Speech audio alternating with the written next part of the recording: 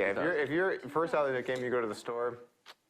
You're living your best life, you know? Yeah, yeah. Happy with his haul.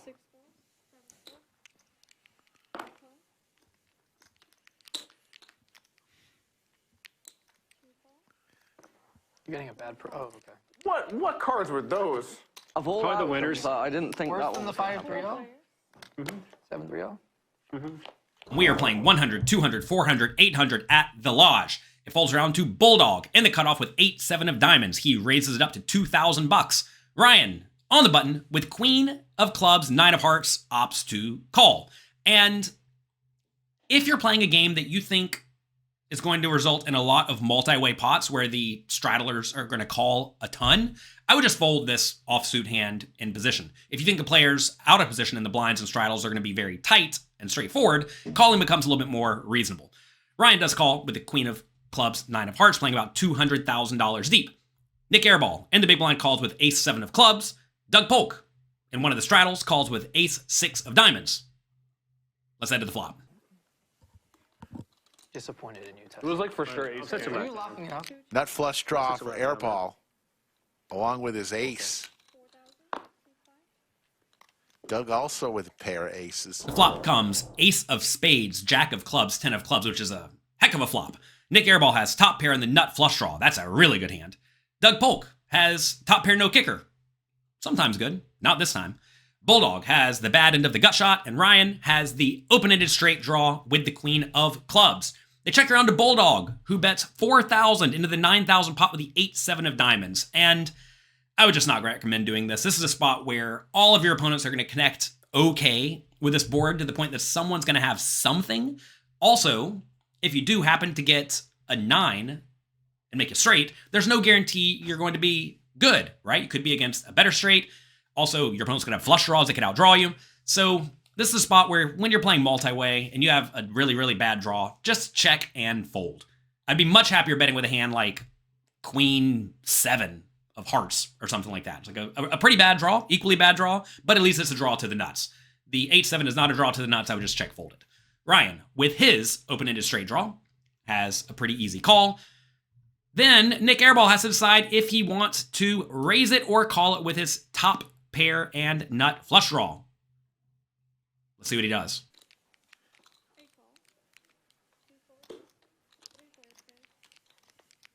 Open-ended for Ryan. Airball opts to just call. I think both calling and raising are certainly viable options. When you're playing very multi-way, you really want to do everything you can to get money in the pot against the very inferior draws that may not end up putting in money on runouts where they don't improve, right? Like right here, you would love to get money in against Queen of Clubs 9 if you're sitting there with Ace-7 of Clubs, right? And by raising, you also make it to where the 8-7 doesn't get to see the turn for free, which is going to outdraw you some small portion of the time. So I think raising has a pretty good amount of merit, especially when you're playing really deep stacked, because you can put in a raise to, I don't know, $15,000. And then if you get re-raised, you can still call because you have the nut flush draw. That said, I do get the idea of being cautious when there is a straight already on the board and your opponents could obviously have 2 pairs and whatnot as well that you're behind. So calling is reasonable too. Doug's an excellent poker player. He trivially puts his top pair no kicker into the muck. This is a spot where you have to realize, multi-way, when it goes bet, call, call on any sort of board containing straight draws and flush draws, while top pair could be the best hand, you are going to realize your equity very poorly, because if the board gets scarier at all, you're probably going to have to fold to additional aggression, and you could already be crushed. So easy fold with the top pair. Do not get stuck in multi-way pots with top pair no kicker. Let's head to the turn. Jack. Oh, Sorry. Actually, sorry. Yeah. It's the nip buttons that kind of knocked it out of whack. I thought the buttons over there. The turn is the 2 of spades. Nik Airball continues checking. Bulldog, with his nothing, decides to give up now. And then Ryan opts to go for a $15,000 bet into the 21,000 pot with his Queen of Clubs, 9 of Hearts. So he has, again, just the open-ended straight draw at this point. And kind of like I mentioned on the flop, if you wanted to bluff with a somewhat weak bluff, you want to make sure it is to the nuts, and Ryan's is to the nuts. So I don't mind betting this. If you do bet this and get raised, you can also just fold, right? It's annoying to bet a hand that has 8-ish outs and have to fold to a raise. But this is a spot where you could just already be dead. So in terms of bluffs that make some sense to bluff, I think flush draws and gut shot / open-ended straight draws are pretty good ones. He goes for 15K. Let's see how Airball proceeds. All good, don't worry about it. Ryan's going to fire out here. This is the Nik game. Airball's going to call. Heads up, Airball and Ryan. I think this is a spot where now Nik Airball does have to be a little bit more cautious, because if he raises to, let's say, 40,000 or 45,000, and then Ryan shoves it all in for about 200, it might be a fold, which would be really, really annoying. So this is a spot where I think Airball's only option is to call. I recognize he's in amazing shape in this exact spot, but he could easily be against 2-pair or the king-queen. So he does need to proceed with a little bit of caution. Bulldog has nothing. He finally gets out of the way. Let's go to the river. There's the club for Airball. Nut flush.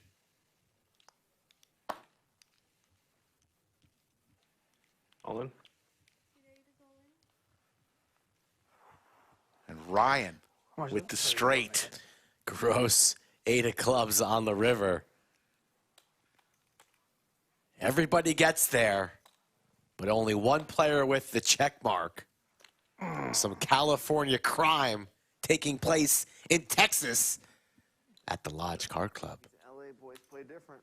The river is the 8 of clubs. Nik Airball has the nut flush, as some people call it. In my opinion, Jonathan Little's opinion, the nut flush is not the ace-high flush. It is the best possible flush. Notice the best possible flush in this scenario is the queen 9 of clubs or the 9-7 of clubs. Nik Airball has the third nuts, second nuts if you realize the 9-7's not there.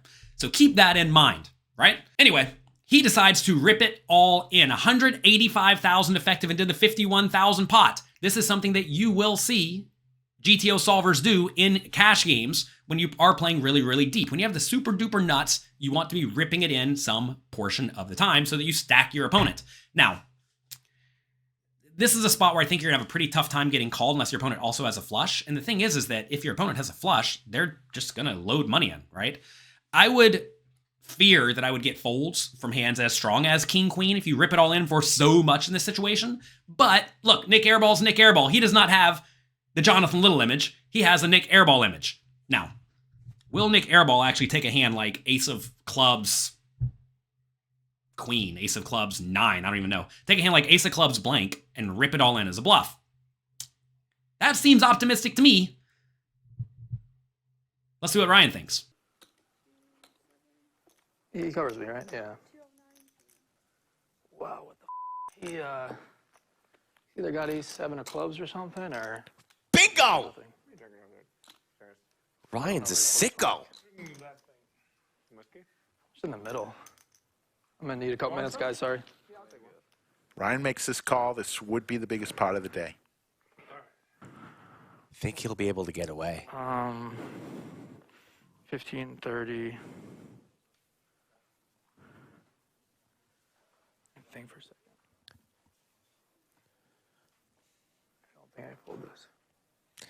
Says he don't think he can fold.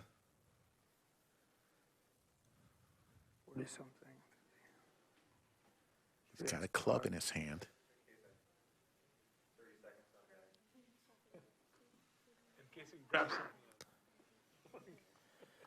I don't have. I call.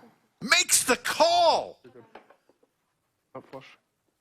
Literally, The biggest part of the day. there's a stupid river. Airball says you're good and then flips over the ace-7 of clubs. Ryan, who's been in fuego all afternoon and into the evening, loses a big one to Airball, the biggest pot of the night. And he's reloading with a handful of pink bubblegum chips, 5K apiece.